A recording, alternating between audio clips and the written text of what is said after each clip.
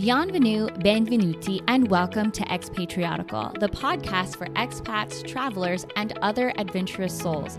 I'm Chandra Alley, and after living as an expat with my husband and 4 children in 2 different countries for almost 6 years, I've learned the arts of pivoting during pitfalls, traveling tastefully for less, and soaking in amazing new cultures without losing your own.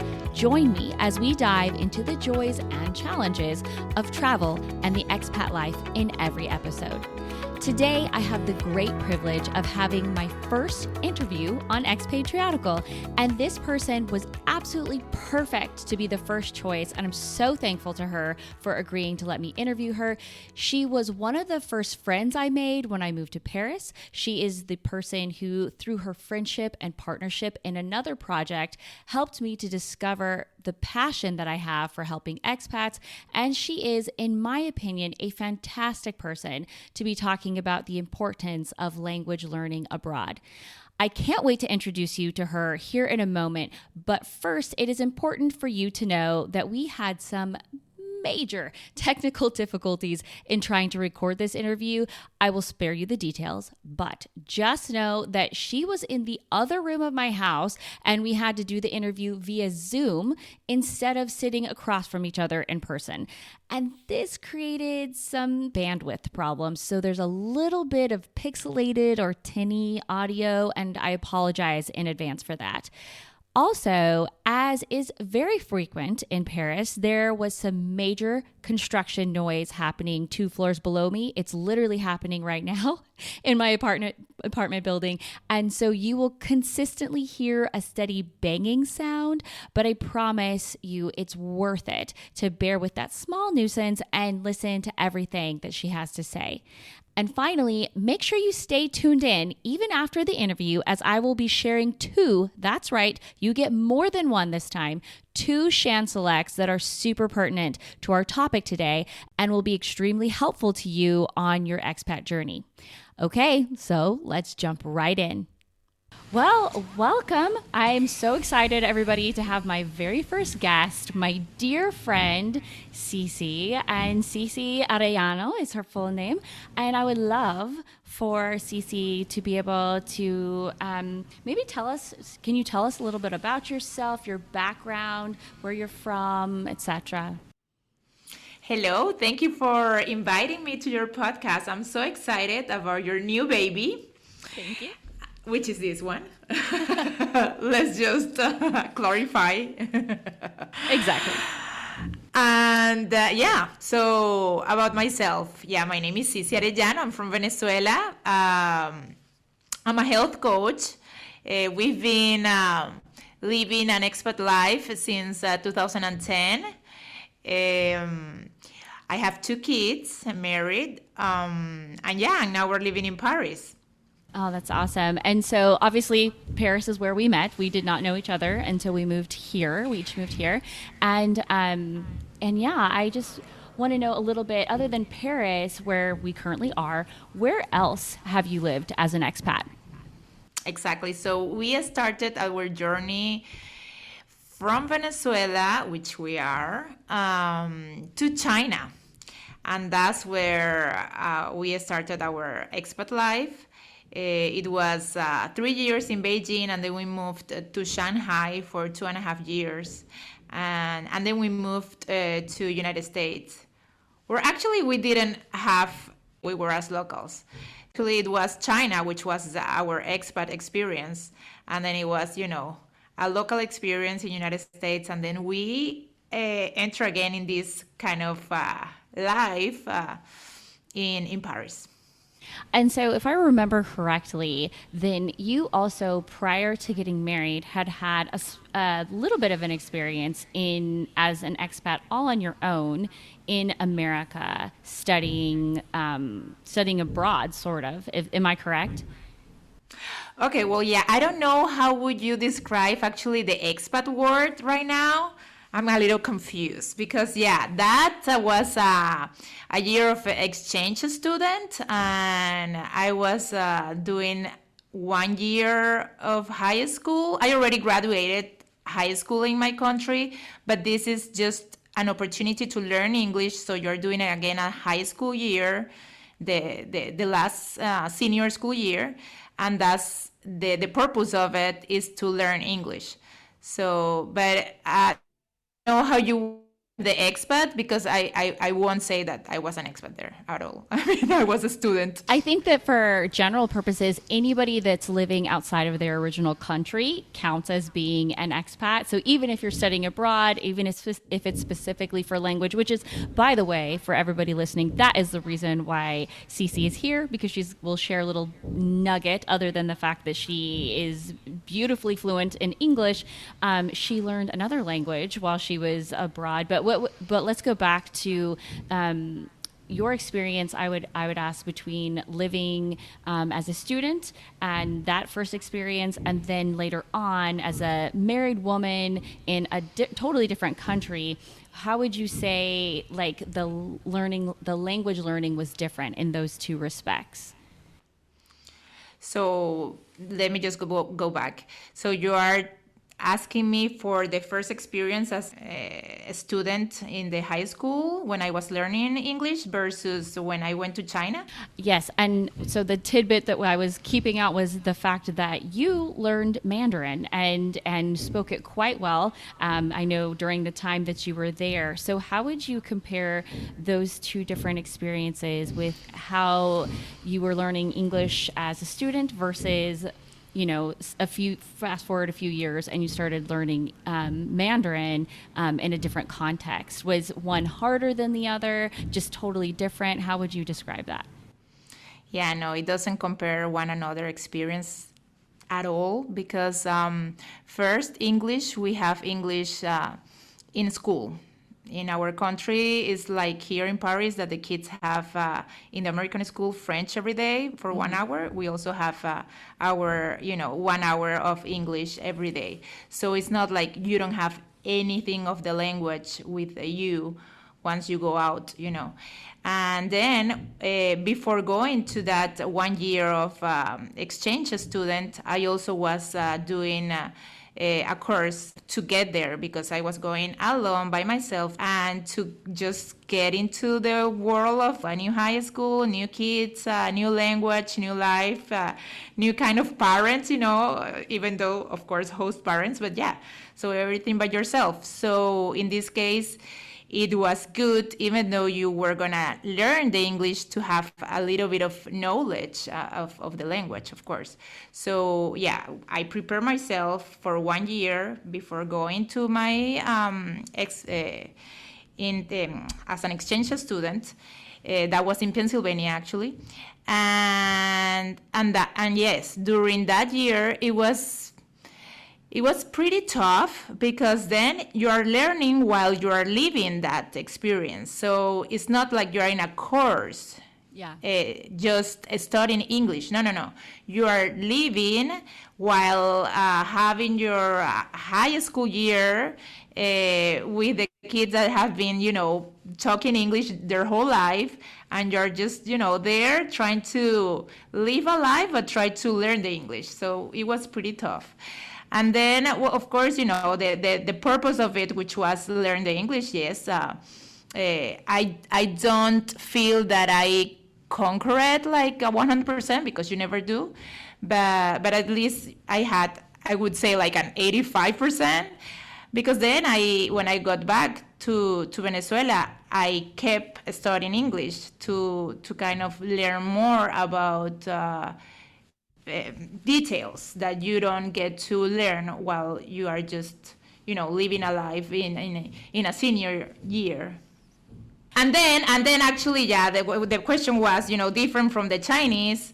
It is very much different, because then there is nothing that you learn from Chinese, at least in Venezuela. I mean, there's nothing at all. You don't even know how to say hi in Chinese. So you get there and you're like, then you realize I have no words to communicate, no words, not even hi, like no clue. You don't know anything about it.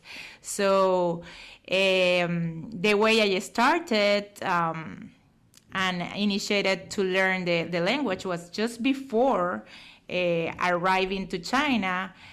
I put myself, sign in for a course of 6 weeks, which was daily for 6 hours. Wow. From Monday to Friday.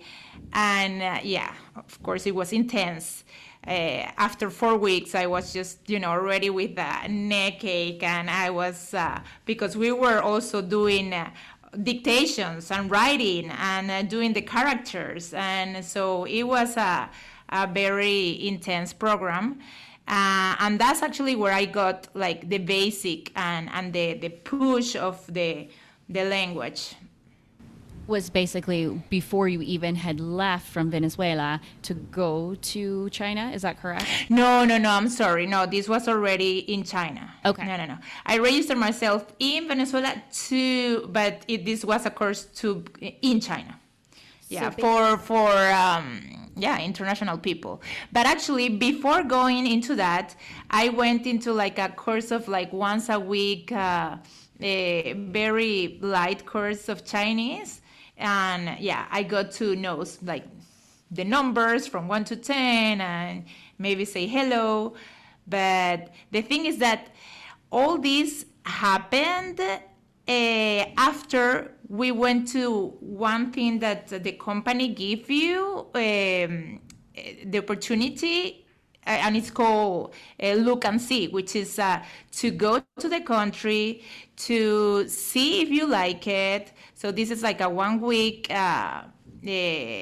trip that they give you, because if you are not willing to go at all, like that's the opportunity to say yes, I'll go, or no, I'm not going, because the company then says, okay, I will be much rather give you this trip instead of like just not giving you that, and then 2 months later you say I cannot do this, and then it's a total disaster. Exactly. And in that trip, that is when I realized, okay, you don't know, we don't know anything about Chinese, not even hi. And that's when I said, okay, if we're doing this, at least I need to just have a course before I go, which was pretty light. And then I registered myself. So the first day that I was in China, the course already was starting. So my first day was already going to that course. Okay, so basically you had a 6-week, 5 days a week, 6 hours a day, language intensive course. And then once that finished, I mean, what did you do to try to make a point of continuing your language development? Did you watch TV in Mandarin? Did you just try to get to know people and force yourself to speak to people, whether that's in like a local market, or had you made friends by that point? How did after this intensive course, how did your language development continue? Yeah, it was pretty good that with that 6 weeks, I realized that, I could talk to the taxi driver. I could give him the directions that I wanted to, where I wanted to go. I could say, something basic for the waitress in the restaurant. So that was very good in order that I could already manage myself out with the language.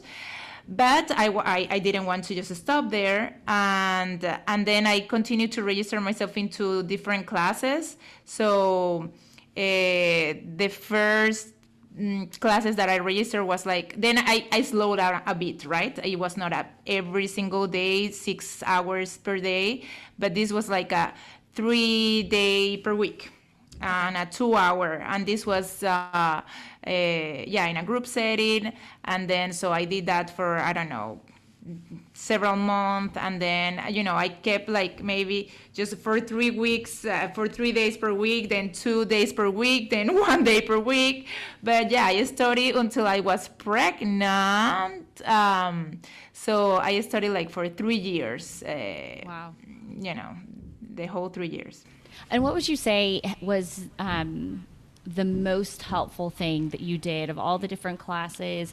Maybe it was that initial immersion, I mean, not immersion, but that initial extensive course that you took that was the most helpful. What would you say was the one thing that was just the most helpful for you as you were trying to develop that language? Definitely registering yourself into courses and in a group class for me was the key. Okay. On a one-on-one, for me, it's not possible just because it gets very boring. It gets you don't get challenged. It gets very slow. So for me, the group classes was key. Then also you get to know other people, you get to interact with others, and it gets you, the vibe of you're not alone, you're with another ones that are the same, as whatever you are trying to, learn and experience, and so you're sharing with other people that are in the same phase as you are. And the other thing also for me that was key, was that I had two Chinese persons that were with me practically every day. So, and this was because I was an expat, and in China you cannot drive. You are not allowed to drive, and so you have a driver. So my driver was like my friend, So he was, every day taking me somewhere, and so with him, it was the perfect excuse to practice Chinese. And the other person was actually that was after I got my child. Then in China also you have the possibility to have a nanny. It's very accessible, and so she just speak Chinese, and so it was perfect for me because then I needed to, in order to talk to her about my child and to help her to understand whatever it was going on. I needed to speak Chinese, so that two Chinese persons in my life at that point was very helpful to continue to practice and learn the Chinese. That's amazing. And so basically, do you feel like having those two different things, the two Chinese people to help like practice in a setting where you're speaking with somebody that's their native tongue, and then also having those group lessons where you felt like there was some camaraderie because you're both in the same boat, would you say that those were pretty key, not only in your language development, but just helping you transition as an expat? Yeah, for to learn the language itself, it was key, the courses. And it was key as well to have someone, in this case, pretty much was a driver, that, just getting outside of the class, I was talking to him and just practicing with him whatever I just learned in that class. So it was just like, like a homework, kind of a practice later on after your class. So you have that, very fresh, whatever you learned, and then you are practicing it again, and then that pretty much like kind of like settles in your mind, and like, okay, I got this. Or if you had any questions about something that actually at some point I already could ask him questions like, hey, how would you say this? And then he would explain it to me.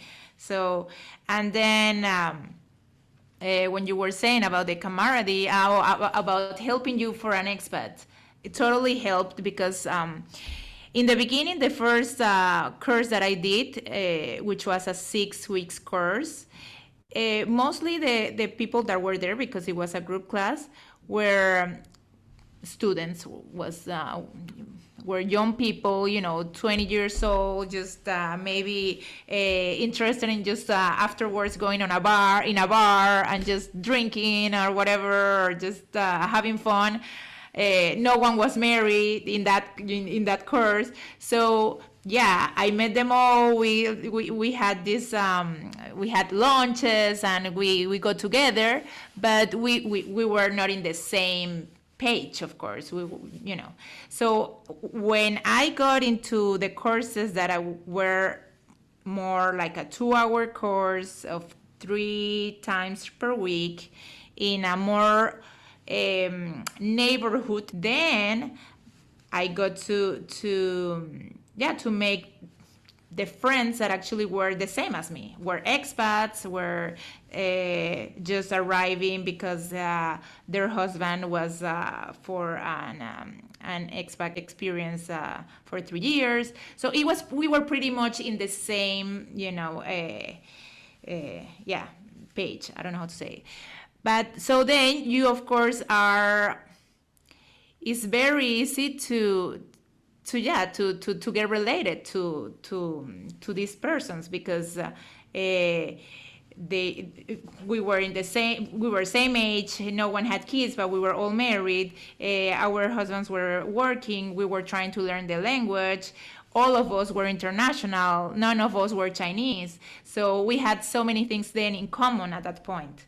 And yeah, that pretty much helped to have my friendships in the Chinese courses. Okay, very good. So, okay, not to put you on the spot, but can you say something, even if it's the counting, like you said, in Mandarin? We'd love to hear it. Can you count to 10 for us in Mandarin? Yeah, well, I hope that in 3 years, and I think I had more of that. I'm like, did I stop after 3 years? Because I was in China for 5.5. But if there is a Chinese person listening to this, please don't judge my pronunciation, because as you see, my English pronunciation is not good at all. I have my accent because this is not my native language, so this is my second language. My native one is Spanish. So, okay, let's see. Let's try. I haven't said anything in Chinese for a long time. So, okay. 我是 Sissi， 我是委内瑞拉人。我的朋友是 Chandra， 他是美国人。现在我住在 Paris。我住在中国5年半了。So yeah. So, okay, I said several things there. You said, my name is Sissi. Am I guessing right?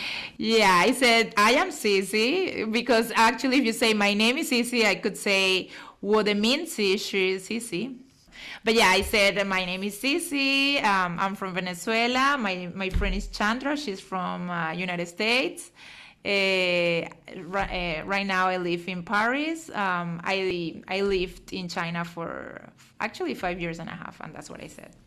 Amazing. That was awesome. I mean, I think everybody listening will be very impressed that you're telling us this in your third language. That's just amazing. And okay, so a couple of non-language related questions. Tell us your favorite thing about being an expat. Wow.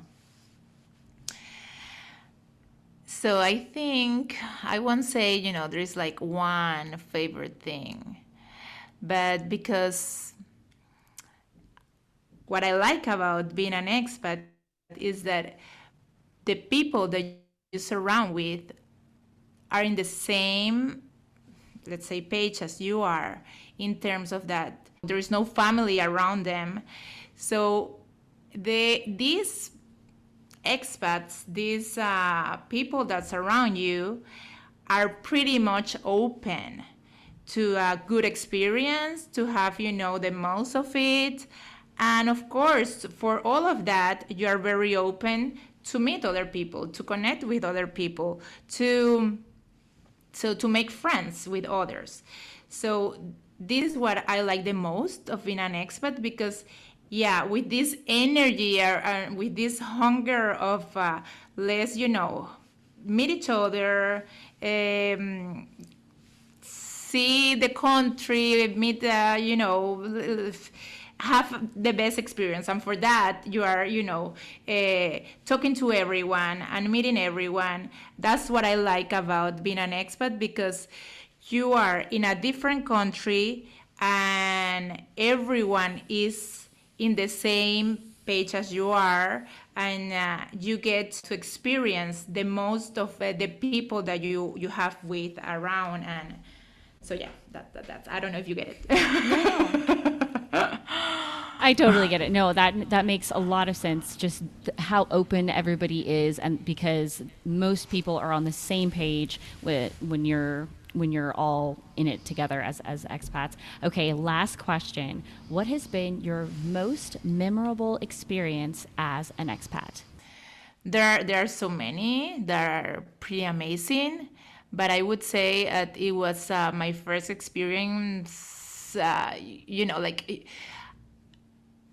maybe a majority of people won't have like a target to go to, like you say, I'm going to live in China, or I'm going to I want to travel to China, because maybe it's not even in part of your list of things that you want to do, right? But just arriving there, just having us to have this opportunity, and being there, just, the first few weeks, it was, excitement, but at the same time, totally new for you. I mean, like Europe, United States, how could that be? Because, or either, well, as in my, we could travel to United States. We had also families and friends that are from Europe. So you get that a little bit of the sense of these countries, or this, but not China at all. So, and that's why I was saying, the language, you don't know anything. So you're there. So everything is unknown, not even the gestures, because you say, oh, maybe, okay, I don't have the language, but with a gesture, they will understand what I'm saying. The gestures are totally different. You could say something that you say, that's obvious, because maybe you put a sad face and everyone would notice that, you're sad. But things that you would say, this is pretty much obvious, no, it's not obvious. So gestures are totally different. So yeah, the memorable is that excitement, plus the unknown, plus no one knows me here. And you know what? I could just start a new life of just experiencing something new, or just because it was like a new book and, a new page. And let's start from the beginning kind of thing. And we didn't have kids, so it was all exploring.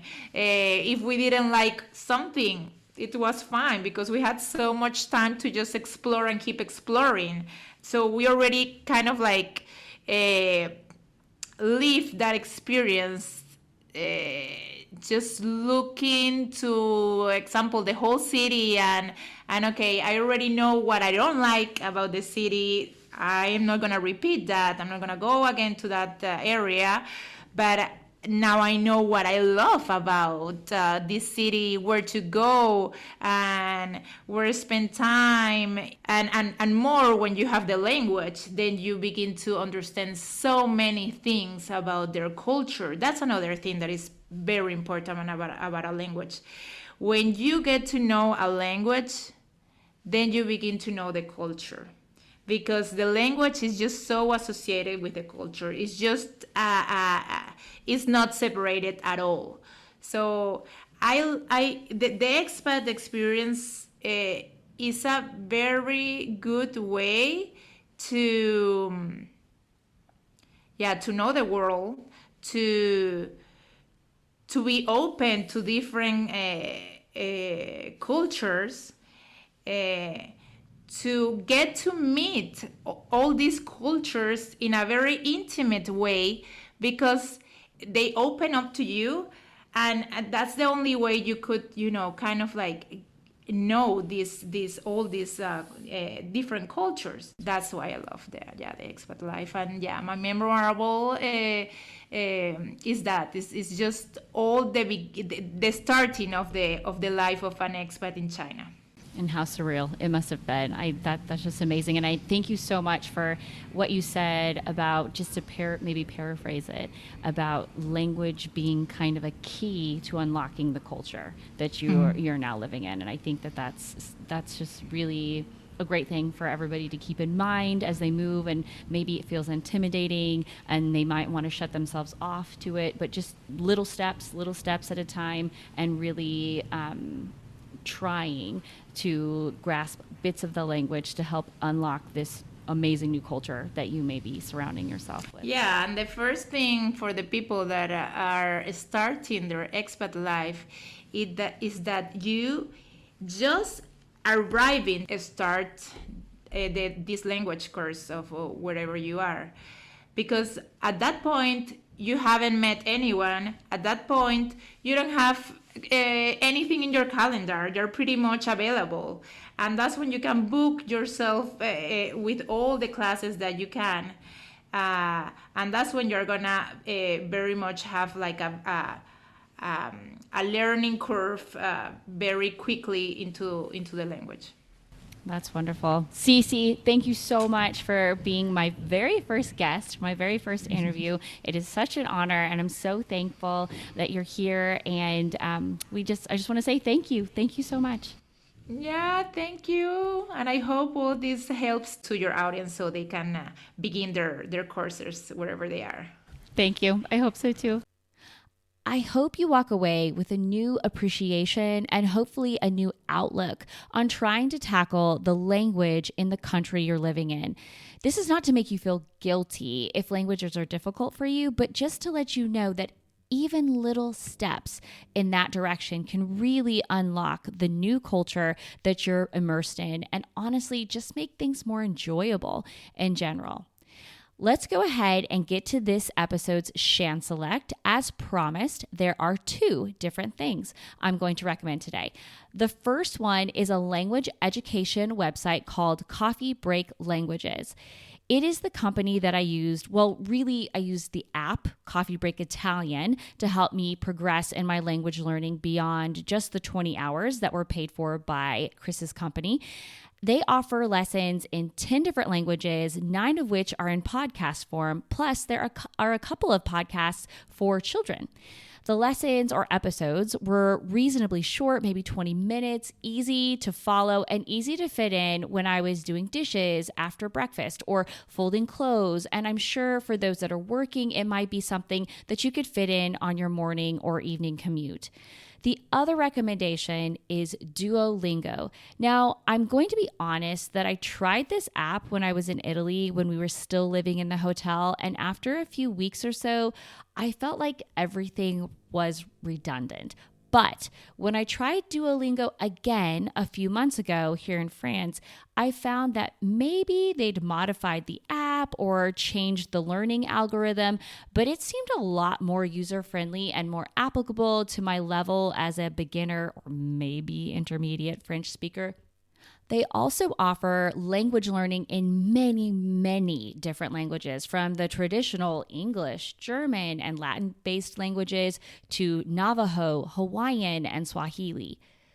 I also found out that they have a podcast, which is at an intermediate level and is really fun to listen to. In episode 3 of Expatriotical, I spoke about going to Josephine Baker's mansion here in France.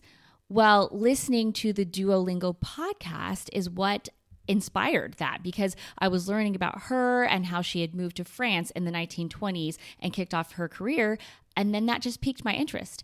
The Duolingo app itself is kind of game-based, and you can easily fit it in just 3 minutes if that's all you have time for a lesson. Okay, guys, those are my recommendations for helping you to use the key of language when you're unlocking the treasure chest of the new culture that you live in. I want to say thank you again to my wonderful friend and first guest on Expatriotical, Sissi Arellano. I want to thank you for listening and put a gentle reminder out there. If you haven't yet subscribed to Expatriotical on your podcast app, please do. And if you would like to stay in the loop, please follow me on Instagram. The handle there is at Expatriotical. That's EXPATRIOTICAL. Okay, everyone, that's a wrap. I'll meet you here next week for another new episode. But until then, this is Chandra Alley reminding you to live and travel in the know with Expatriotical.